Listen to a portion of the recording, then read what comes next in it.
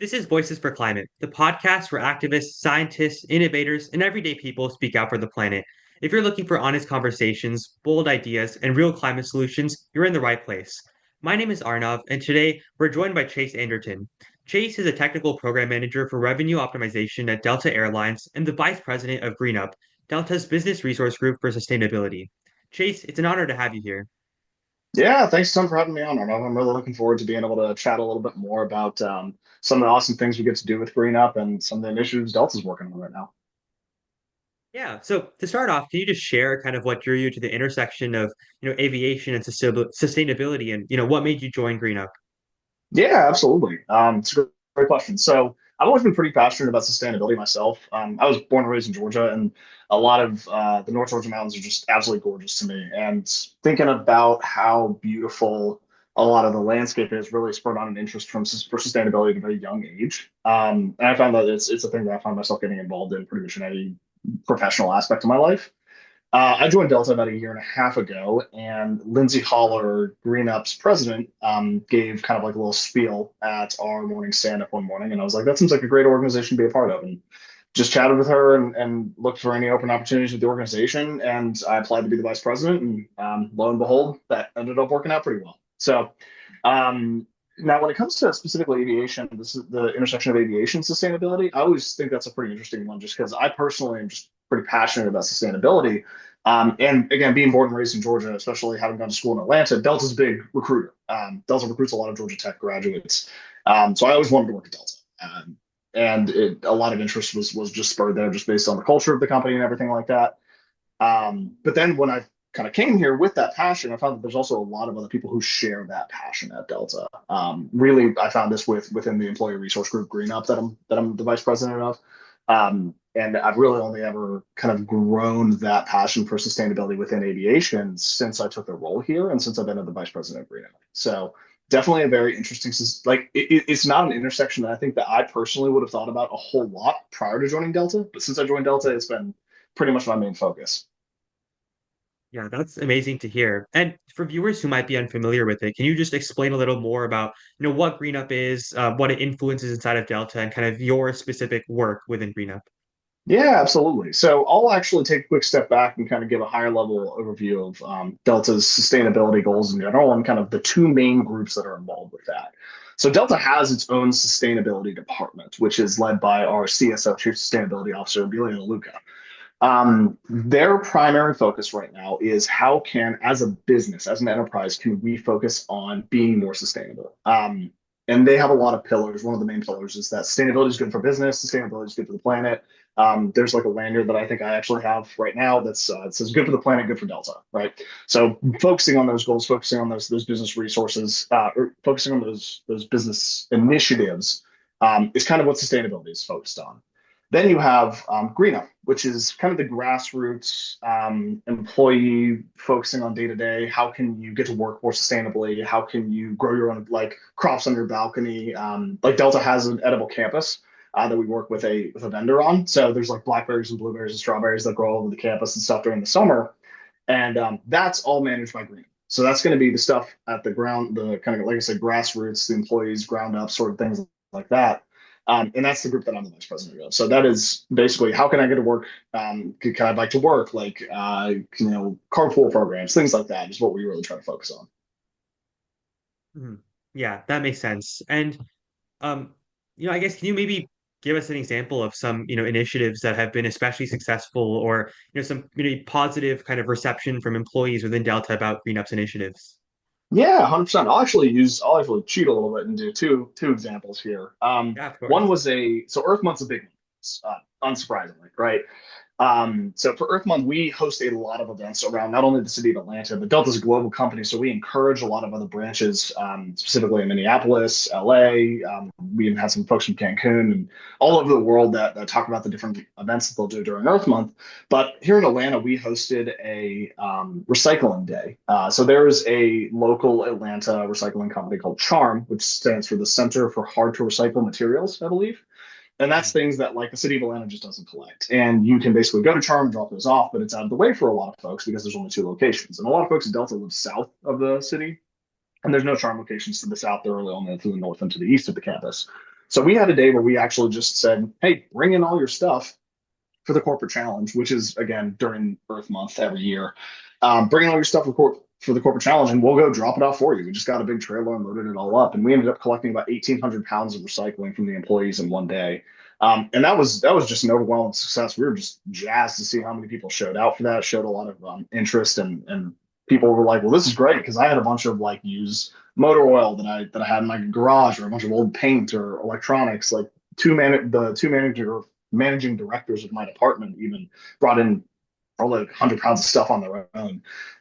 So it was really just a great success in the sense that it got a lot of people engaged from all levels of the organization, and we had a lot of really positive feedback about how it's just such a great opportunity for people to come in and get exposed to the concept of charm and without actually having to go out of their way to do it themselves, essentially. So it was kind of a marketing event for charm as well as something that really did a lot of good, brought a lot of recycling back in. Um, so that was one of our really big initiatives that we worked on that had some positive reception. The other one that is kind of an ongoing reception, and I sort of hinted at this earlier, is Delta's Edible Campus. So we work with an awesome vendor called Natural Born Tillers. It's a two-person company, and there's the founder and the owner of the company, and then we work with one of their lead gardeners. Her name is Andrea, and she's incredible. So she comes and basically has a lot of raised beds that she maintains at Delta for a lot of different things that are all edible. And she'll basically do tours throughout the year based on the growing season to go and harvest those and just give the produce back to Delta employees. Like last year, I got a bunch of potatoes and like green onions, which was great. But there's also blackberries and blueberries that are growing around the campus, as well as I think a few serviceberry trees that we have outside of our main building. And those are all owned and maintained by Natural Born Tillers. That's a prime relationship that GreenUp owns. And that's one of the things that, like, when people learn about it, like, this is great. Like, during lunchtime, it gets a little hot here in Georgia, but like maybe in June or May before it gets really hot, it's really great to see people go out there and just like pick their own blueberries for lunch or something. It's a really cool environment and a really cool vibe that's going on. So that's another one that we've owned that we're really excited about. We love that relationship. Yeah, no, that sounds amazing. And honestly, it's great that, Delta has this amazing culture of sustainability. And, kind of, on that topic, you mentioned, how Delta has very positive culture of sustainability and lots of people are, kind of interested. But I guess how did you build up all that momentum in the first place, especially like kind of what engages or motivates, employees to engage with sustainability, especially when it's not, maybe it's not part of their everyday, job description, right? How do you like get interest in that? Yeah, no, that's a really good question. And honestly, that can be somewhat of a challenge sometimes, admittedly. So it kind of depends, right? And I think the biggest thing that we found as an organization is it starts at the leadership level. It starts at leadership buy-in. So when we want to launch a new sustainability initiative, a great example of this is one of the biggest departments for the commercial organization of Delta is revenue management. So, or NRM, network and revenue management, I think is technically what it is. But NRM basically occupies a majority of the fifth floor, which is hundreds of employees on our main admin building. And one of the SVPs in NRM helped us buy into the concept of just getting rid of those like non-compostable, like not non-reusable coffee cups. It was generating a ton of waste. It was also kind of expensive to keep ordering them, and started basically an entire mug library. There's a whole mug program, so it's like, hey, if you want coffee here, like you have to bring your own mug in now. And all the employees were like, great, I already use my own mug, so they just stopped ordering and reduced a bunch of waste. And all that was driven by the fact that the SVP that was really passionate about this specific project was like, yeah, we can make this happen. So having that buy-in has been really important to being able to like get the grassroots movement started. Um, but like it doesn't necessarily have to be an SVP, right? Like a good example of this is our two ICs, independent contributors, by the way, for those listening. But Lindsay and I, the president, are both ICs, and we start a lot of this stuff, like the Charm Corporate Challenge. Being able to spearhead that as an IC is really cool. Like, again, I went to Mark and Katie, the two managing directors, and they helped lead up the charge to bring a lot of the recyclables in. But if you have an idea, just execute on it and iterate on it and make it better. And that's one of those things that can help buy in a lot is talking to all people and realizing that like sustainability can be just such an equal set for people. Both of the MDs in my department, like I said, are really supportive and of the sustainability initiatives that have going on. But realizing that like everyone's interested, right? It doesn't matter what level you are.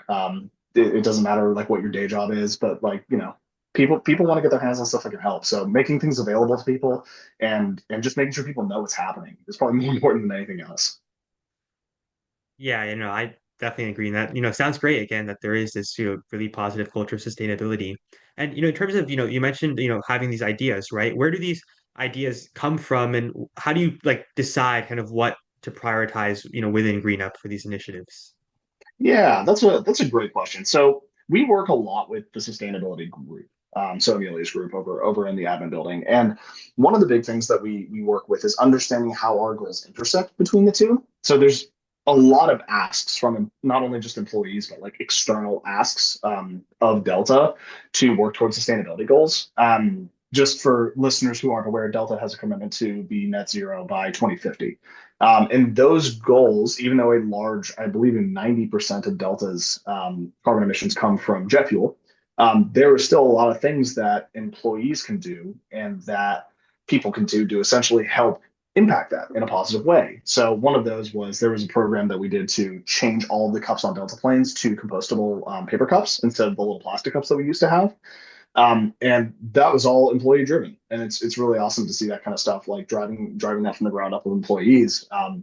Like one of our biggest challenges, like I mentioned, obviously is sustainable aviation fuel. 90% of our carbon emissions come from something like that, and the biggest issue right now is there's just not enough of it, right?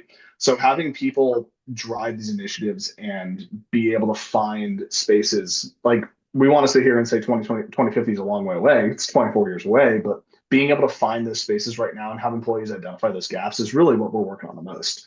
So I would say that that's probably where a lot of those things are driven out is that grassroots, like employees finding these gaps of like, why are we doing this? Really just asking that critical question of like, it doesn't make sense that we have there's plastic cups on these planes anymore. Like we can fix that.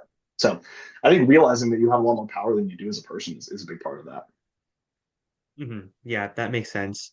And I know you kind of already touched on this. So you mentioned, how GreenUp versus the, corporate sustainability are kind of two different groups and two different goals. But are there any intersections, especially in terms of sustainable aviation fuel with, with GreenUp and that? Like, is there anything that employees are doing right now or any goals for the future, I guess, to help accelerate the adoption of sustainable aviation fuel? Yeah, I'll answer the latter part of that question first and say that, to be honest, not really, as far as like accelerating the adoption of it. But there is a really critical intersection that not a lot of people really ever think about when it comes to SAF and especially like green up, and that's education, right? Mhm. Educating people on how sustainable aviation fuel works, what Delta's doing with it, what our goals are, and what the challenges are is probably one of the most important concepts that I would say GreenUp can help with. Like I said, I have all these statistics kind of rattling around in my head right now. I have the 90% of Delta's carbon emissions are driven by jet fuel. That I think it's if you took the collective demand of the industry for jet fuel, the amount of sustainable aviation fuel that exists right now wouldn't even be able to fuel an entire week of that demand. So there's just not enough of it, and that's being one of the big drivers. So those kinds of facts are things that a lot of people don't actually think about. And like I have family members that are like, what's Delta doing right now to be more sustainable? And I'm like, we're making a lot of really interesting and awesome investments and advancements with sustainable partners and trying to find new ways to produce more SAF. I'm going to use the term SAF now, by the way, but sustainable aviation fuel, SAF, interchangeable, just for your knowledge. Um, but we're making those investments and making these really exciting strides towards that, and being able to just tell people about that is such an important aspect that I think that gets really underrepresented quite a bit. And I think that's a huge role of GreenUp is not only to educate, but to make sure that the challenges are well addressed, right? Because I think that one of the biggest issues that we run into is like, oh, well, it's easy, just switch to SAF. Well, there's a bunch of issues that we have with that right now that we're working on, right? And that's one of the really exciting things. I think that our future with sustainable aviation fuel is fascinating, and getting to work with the team and like ask questions to the team that's actually working on that implementation is a true privilege. They're awesome. I love working with that team. But that being said, like I just have all these great bits of information and facts for not only people within the company, but just like for dinner table talk with like my family and my fiance and stuff like that. Just like having all these facts and being able to educate people. So I think that's probably the biggest facet of like intersection between the two, between green up and the sustainable aviation fuel journey that sustainability is taking us on right now. But yeah, I would say that that's a really important crux of our role as an organization is to provide that education. Mhm. Yeah, no, that makes a lot of sense. I agree, especially, even, beyond aviation, I feel like a large problem with climate change is that, yes, people understand its importance, but I feel a lot of people don't necessarily understand the science behind it or, just the general facts. And, without understanding that, it's hard to tackle this problem that we don't fully understand. So I think it's great that, GreenUp is promoting, education about things like sustainable aviation fuel and whatnot. And so, um, I guess, just broadly, obviously GreenUp within Delta is, doing great things in terms of sustainability. Do you feel that there are any, in your time with GreenUp, have you seen any changes since when you started to the present day in terms of, whether it's like more people being interested or changing attitudes towards sustainability? Any differences you've noticed? Yeah, that's a good question. I've been growing up for a little under a year now, and I do think that the organization is incredibly malleable. That's one of the things I've actually been most impressed with by the organization is the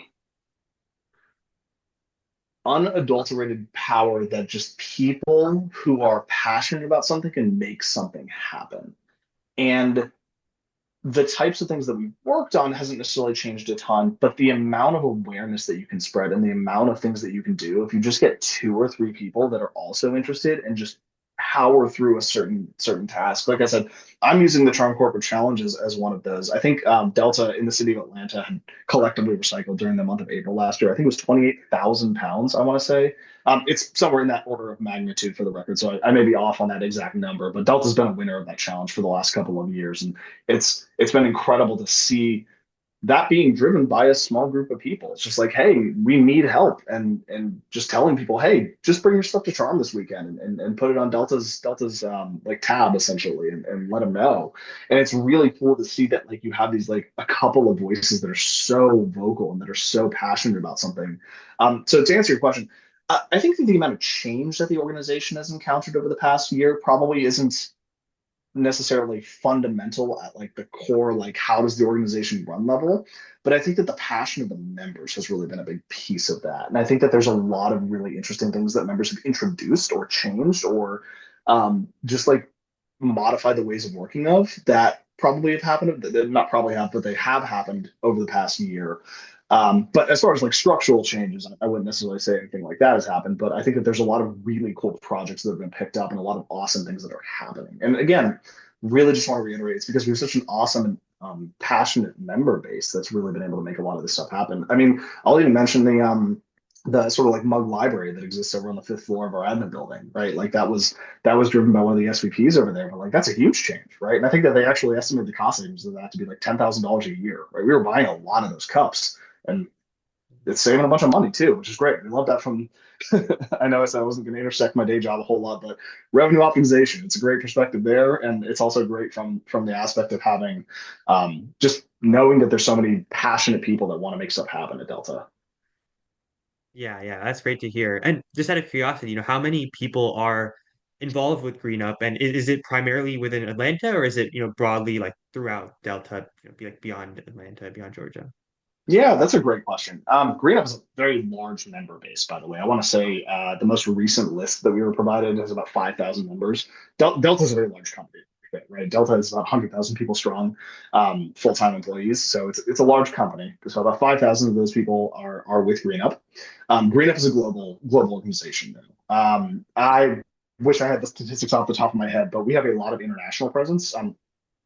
Atlanta is our global headquarters, so a Mhm. large amount of our member base comes from Atlanta. But that, I don't want to ever exclude any of the other amazing other branches that we have from all over the world. Like I said, we got amazing feedback and input from people in Cancun, people in the LA branch, like really anywhere you can think of that Delta has a presence. It seems like GreenUp is there as well, which is incredible. So there's no limits or restrictions to joining GreenUp. So if you're just interested in sustainability and want to be a member and want to do something, um, as long as Delta has a presence there and you're an employee there, then you can make it happen. So to answer the question, global presence, about 5,000 people. Wow, yeah, that's amazing. And is it primarily like corporate employees, or does it also include, ground crew, pilots, things like that? Yeah, that's a great question. It's everybody. Pilots, flight attendants, gate agents, anybody that can be it. I will admit, and this is actually an interesting fact I learned a couple of months ago. Delta's corporate presence isn't actually all that large. I want to say there's about 5 to 7,000 corporate employees with the company. Don't quote me on that number, though, mostly just because I got that kind of as a hand wavy number from one of my leaders. But Delta is really driven by pilots, flight attendants, like we call it above the wing or frontline employees, kind of customer facing. And one of the most important things to that is having them feel like they're a part of the culture of Delta. And obviously, I'm surrounded by like Delta offices, Delta employees all day, day in, day out. But making sure that like a lot of the frontline folks are able to join and express their interest in things like this are also really important. So actually, a majority of the people that make up GreenUp are part of our frontline employees, which is awesome to see. Yeah, yeah, and that's amazing, to hear that. Obviously, you mentioned GreenUp's very large and global, reach, but also, it's not just corporate employees, but people everywhere. So that's great. And so, I guess, are there any lessons, I guess, that you have learned from, GreenUp's kind of grassroots, I guess, initiatives that you think are applicable to, locally, like in our homes, in our communities, things like that? Like any valuable lessons you've learned that we can apply to our everyday lives in terms of sustainability? Yeah, I learned a lot of stuff, I will say. That's one thing that like I think gets I think can be easy to forget that like a leader of an organization, you kind of look at most leaders and think, oh yeah, they know everything already. And I think that the thing that differentiates a leader actually is that they're learning, they get the opportunity to learn the most things, which is really exciting. So I've gotten to learn a whole lot as the GreenUp vice president. And again, I really can't give enough credit to our president Lindsay and the rest of the board, Kristen and Daniel. But man, I have gotten the opportunity to learn a lot, all things just as small as like, wow, like a sustainable product exists for that, or like this process or service exists in the sustainability space. All the way up to like what we were talking about previously, just education on Delta's initiatives. But to answer your question, I've learned a ton. And I think that like even in small things like how to like source compostable like soaps for your house, um, and the differences between the different types of plastics that you can recycle, right? Like which plastics are better to recycle than others. Heck, even learning the existence of Charm, right? Like the Center for Hard to Recycle Materials. And even though that specific organization only exists in Atlanta, there's something like it in almost every other major metropolitan city in America, which is awesome. So knowing that exists is also really cool, and being able to educate people about things like that. Because maybe the Atlanta branch is only doing a Charm Corporate Challenge for the month of April, but like we can encourage people in Salt Lake and Minneapolis and LA and New York to really take part in those in their local branches, local like charm equivalents as well.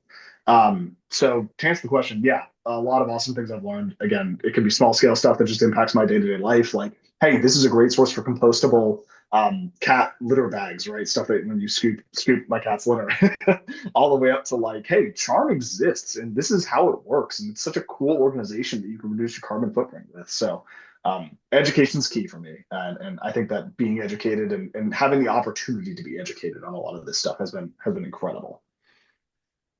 Yeah, that's great to hear. And in terms of like actually organizing people and implementing these initiatives, I guess, are there any advice and kind of, again, like I guess you kind of already touched on this, but any advice or learnings you've had into how to actually implement these within communities, like, beyond Delta?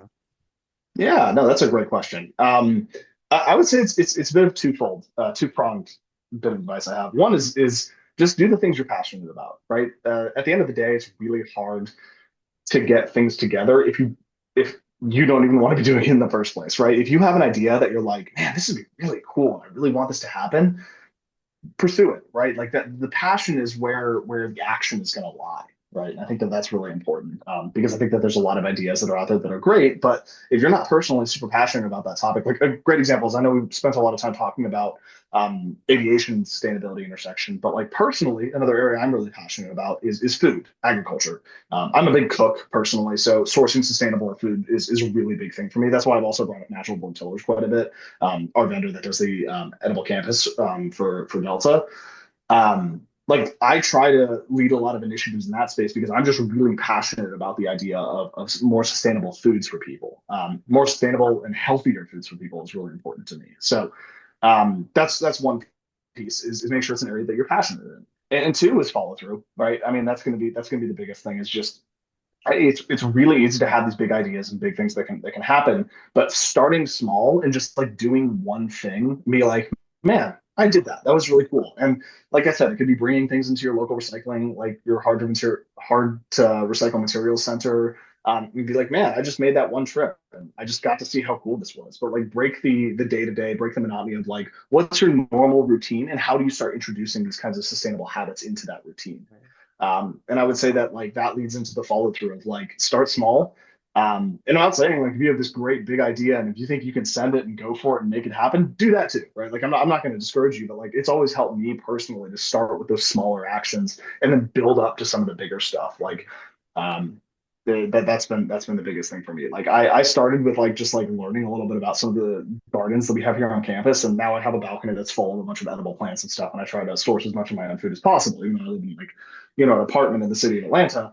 Realizing that that's something that's possible is really exciting and really cool. So I will say, yeah, starting small, starting something you're passionate about, and growing from there has been the biggest help and the best advice that I've gotten for being able to make things happen in the sustainability space. Yeah, yeah, that makes a lot of sense. Starting small, then working your way up. I think it's a very, good approach. And then I guess, kind of on the topic of advice, for young listeners that are watching and who are interested in kind of working on climate in, either, aviation or just generally like traditionally hard to decarbonize industries, what advice would you give them for these type of careers and in terms of the skills that actually matter most? That is a phenomenal question because I think that that's going to be a really relevant question in the coming decades, right? I think immediately, one of the biggest things that I would want to convey is that people view sustainability and business as two entirely separate topics. They're like, oh, well, we just have sustainability for XYZ reasons, but sustainability drives business. And a lot of people don't really think about it that way. And I think that that's a really unfortunate perspective because um, being able to see the inherent value of sustainability is one of the first things I would encourage people to look into, like saying like, I mean, a good figure that we've mentioned before, but like sustainable aviation fuel and working towards advancements that make our planes more efficient and lighter and be able to fly in more efficient routes saves Delta a lot of money. And that's a really interesting area to be working in. And I think that that's an area that a lot of sustainability departments, not just at Delta in the aviation industry, but all over the world are really focusing on. A lot of companies have made a 2050 net zero commitment. And I think that like that 2050 commitment doesn't just come with, hey, we're going to be net zero. It's going to be, hey, we're going to run a leaner operation. We're going to be more efficient. So for people that are interested, I think that like understanding where is the demand for sustainability and demand for, like I said, that business value, but where's the demand for these kinds of skill sets, right? Those skill sets could lie in like analytics and data science, something that's more about my realm, but it could be more hands-on, right? It could be people who need to be leaders in these areas and be subject matter experts. And for the aviation, sustainable aviation fuel is huge, but also clean energy, right? You're seeing a lot of different types of emissions for a lot of different companies. So being experts in that is also something that's important. But I think if I had to convey one piece of important advice to people is that again, business value and sustainability aren't two separate intersections. They're really heavily intertwined. And understanding that and being able to convey how valuable it is, I think is going to be a really big piece coming in the coming decades here. Because there's a lot of awesome things happening with sustainability. There's a lot of awesome innovations, but being able to quantify that and show the value of that is really important. Yeah, yeah. Honestly, I mean, yeah, that's such amazing advice, and I think such a powerful note to end on. So, Chase, thank you so much for joining us today and sharing your experience and insights and advice. Really appreciate it. Yeah, absolutely, Arnold. Thanks so much for having me on. I really appreciate it. Yeah, so that's all we have today on Voices for Climate. If you enjoyed this episode, be sure to follow the show and share it with someone who cares about building a more sustainable future. And I'll see you all next time. Thank you.